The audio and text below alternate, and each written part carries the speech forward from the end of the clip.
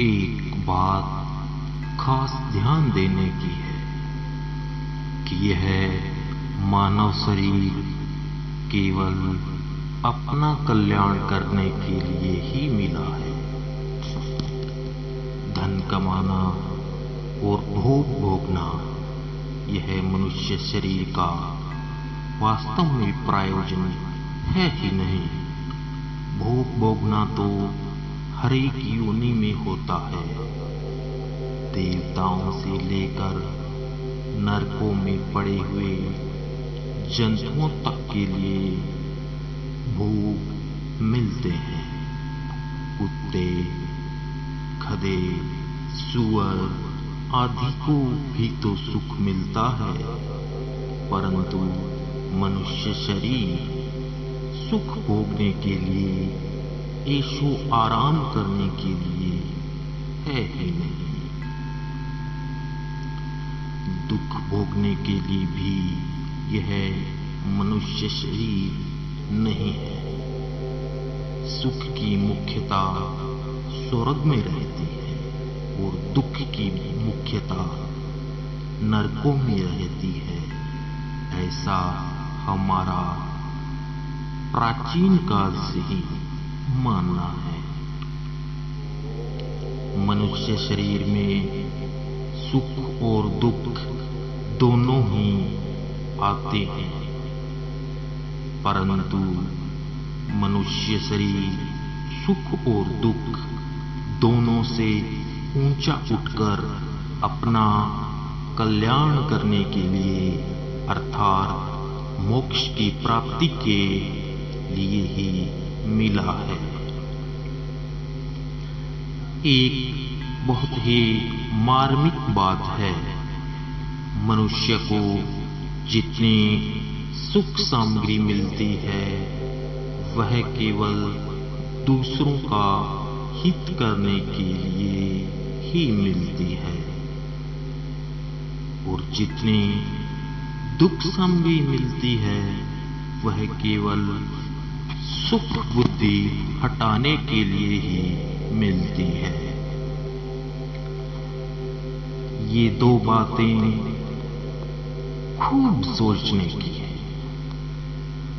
संसार का सुख क्या है?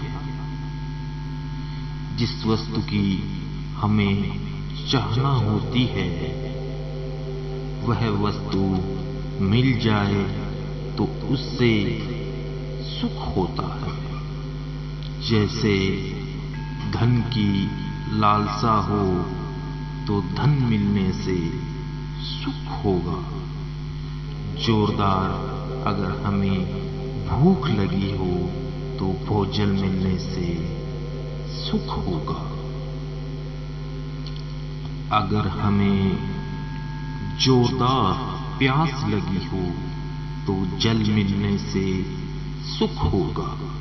इस प्रकार कामना की पूर्ति होने से एक सुख होता है। वह सुख कामना के अधीन है।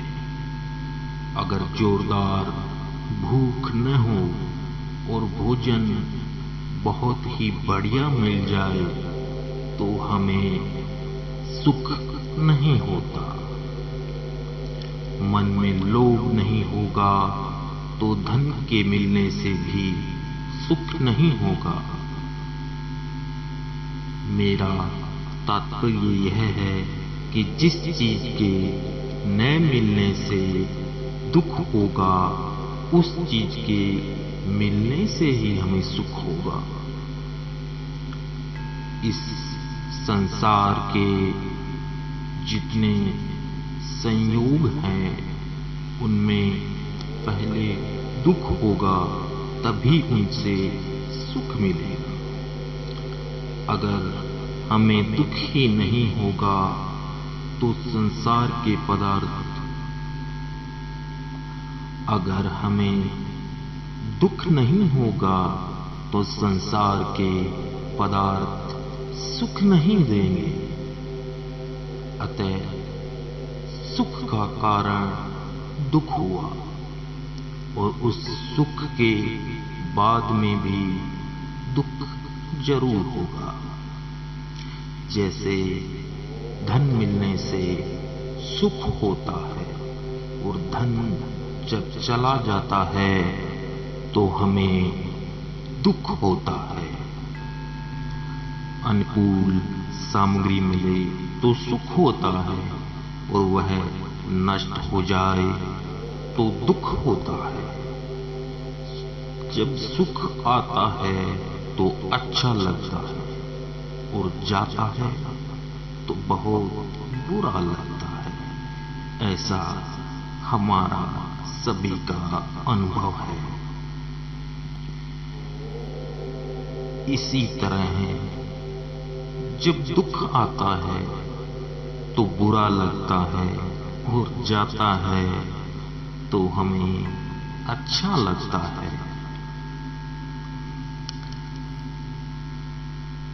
अच्छा लगना और बुरा लगना दोनों में है। एक तरफ सुख और एक तरफ दुख होता है, पर दोनों को तौलकर देखा जाए तो दोनों में कोई भी फर्क नहीं है। साधारण मनुष्य की बुद्धि आरंभ को तो देखती है पर उसके अंत को नहीं देखती, परंतु विचारवान मनुष्य उसके अंत को भी देखते हैं कि इसका नतीजा क्या होगा। नतीजा देखने वाले तो विवेकी पुरुष होते हैं, पर जो नतीजा न देखकर आरंभ देखते हैं उन्हें गीता में भगवान श्री कृष्ण ने पशु के समान बताया है। जो कोई भी रोगी व्यक्ति जीव के थोड़े से सुख के वश में होकर कुपथ्य कर लेता है, अर्थात उसे जो न खाना चाहिए वह खा लेता है, तो छोटी सी जीव के वश में होकर वह इतने बड़े शरीर को बिगाड़ लेता है। वह विचारवान पुरुष नहीं कहलाता। विचारवान और बुद्धिमान वही कहलाता है जो ऐसे व्यवहार न करे। विचारवान मनुष्य ऐसा काम नहीं करेंगे जिससे उनको 84 लाख योनियों में भटकना पड़े, बार बार दुख पाना पड़े। ऐसे काम के वे नजदीक नहीं जाएंगे। वे वही काम करेंगे जिससे वे सदा के लिए सुखी रहें। मनुष्य में विवेक की प्रधानता है। उस विवेक को महत्व देकर ही उसे अपना उद्धार करना है। इसी के लिए ही उसे मनुष्य जीवन मिला है। विवेक की प्रधानता नतीजे पर सोचने में है, तत्कालिक सोचने में नहीं। तत्कालिक दृष्टि तो पशुओं की होती है कि जो सामने दिखता है वही ठीक है, बस आगे क्या होगा इसकी वे परवाह नहीं करते। अभी जो मिल जाए ले लो, फिर नतीजा क्या होगा बस कोई परवाह नहीं। ऐसे मनुष्यों और पशुओं में कोई फर्क नहीं होता। मनुष्य तो वह है जो यह देखे कि इसके अंत में परिणाम क्या होगा, जो परिणाम पर नजर रखे। अभी भोगने में और धन का संग्रह करने में लगे रहेंगे तो मरने पर धन आदि पदार्थ यहीं रह जाएंगे और अपने किए हुए कर्मों का फल आगे भोगना पड़ेगा। इसलिए यहाँ धन भी कमाना है, शरीर का निर्वाह भी करना है, परंतु लोभ में और भोग में हमें फंसना नहीं है। हमें यह ही सावधानी रखनी है। गृहस्थ में रहते हुए धन कमाएं, सुविधा के अनुसार रहें, पर लोभ बुद्धि से और भोग बुद्धि से नहीं। बस उतना ही कमाएं जितनी जरूरत हो। तात्पर्य यह है कि लोभ बुद्धि से धन नहीं कमाना है और भोग बुद्धि से संसार में सुख को नहीं भोगना है। श्री मद्भागवत गीता में आया है कि राग द्वेष रहित इंद्रियों के द्वारा विषयों का चिंतन किया जाए तो एक प्रसन्नता होती है। उस प्रसन्नता से दुखों का नाश होता है। ऐसे प्रसन्न चित्त वाले साधक की बुद्धि बहुत जल्दी परमात्म तत्व में स्थित हो जाती है। यह गीता के दूसरे अध्याय का 64वां और 65वां श्लोक है। इसलिए धन भी कमाना है और उसके द्वारा दूसरों का उपकार भी करना है, परंतु संग्रह नहीं करना। लोभ बुद्धि होने से संग्रह की बुद्धि होती है। लोभी व्यक्ति धन को अपने लिए और दूसरों के लिए खर्च नहीं कर सकता। खर्च करने से ही पैसे काम आते हैं। खर्च और पैसा ये दो चीजें हैं। इन दोनों में खर्च करना बड़ी बात है, संग्रह करना कोई बड़ी बात नहीं है। इसका कारण यह है कि संग्रह करने से दूसरों के सुख में बाधा पहुंचेगी और खुद भी सुख नहीं भोग सकेगी। लोभी आदमी धन के संग्रह का अभिमान करके अपने आप को सुखी बेशक मान ले, पर धन न उसके खुद काम आता है और न दूसरों के काम आता है। जो अपने तथा दूसरों के काम नहीं आता उसे वास्तव में धन मानना ही गलती है। उदाहरण के तौर पर जैसे आपने रुपयों का एक बक्सा भर लिया और हमने रद्दी अखबारों का एक बक्सा भर लिया। अगर काम में न लें तो रुपए और रद्दी में क्या फर्क हुआ? कुछ नहीं। ऐसे ही एक बक्से में सोना रखा जाए और दूसरे बक्से में पत्थर रखा जाए तो काम न लेने पर तो सोना अपनी जगह है और पत्थर अपनी जगह है।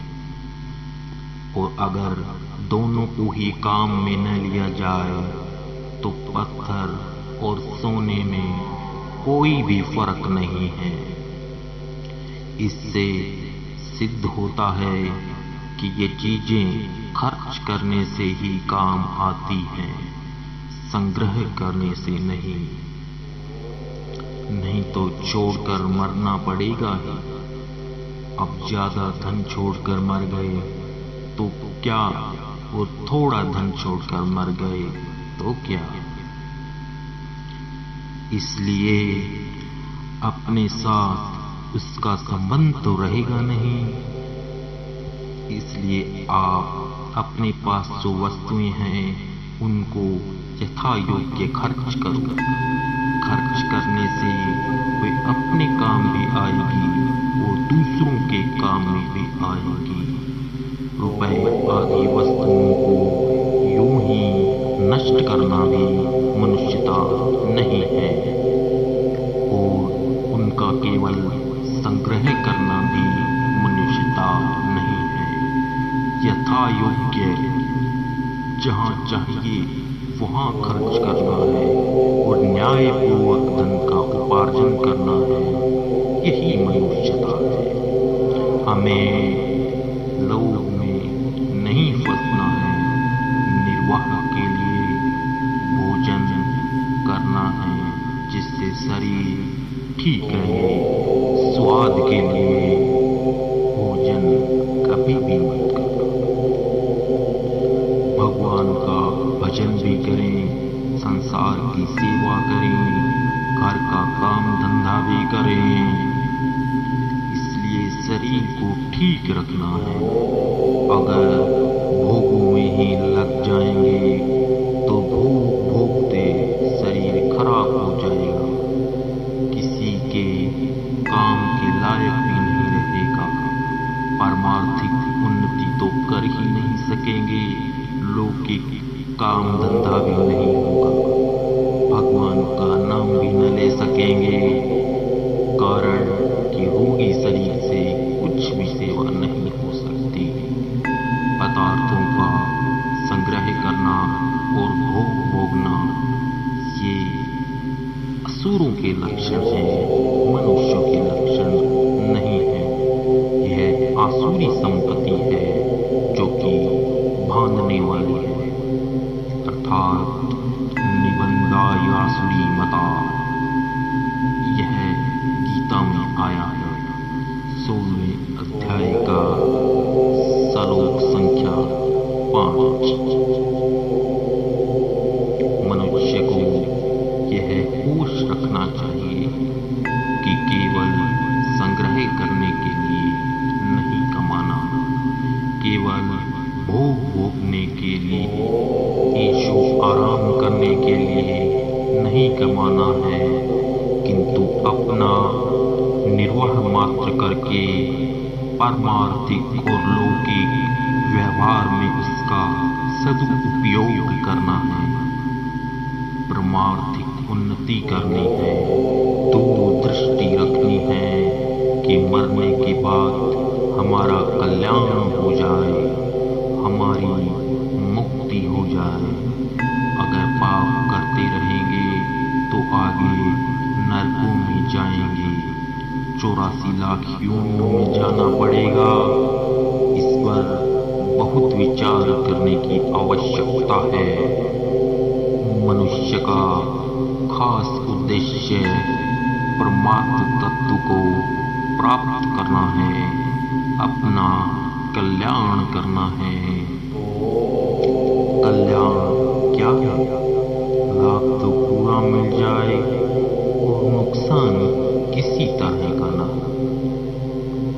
सुख भी ऊंचा से ऊंचा मिल जाए और दुख की वहां पहुंच न हो, केवल आनंद ही आनंद रहे।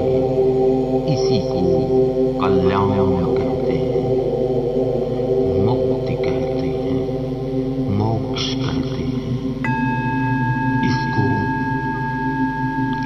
प्राप्त करने के लिए हमें मानव शरीर मिला है। तुच्छ भोगों में फंसकर महान दुख पाने के लिए नहीं मिला। इसलिए परमार्थिक कार्य करें, भगवान का भजन करें।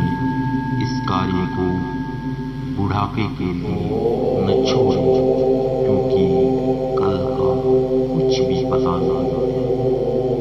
परमात्मा का चिंतन करें, मनन करें और एक आदर्श चरित्र मनुष्य का निर्माण करें जो कि सभी की सेवा कर सके और अपनी मुक्ति की ओर स्वयं को जाने।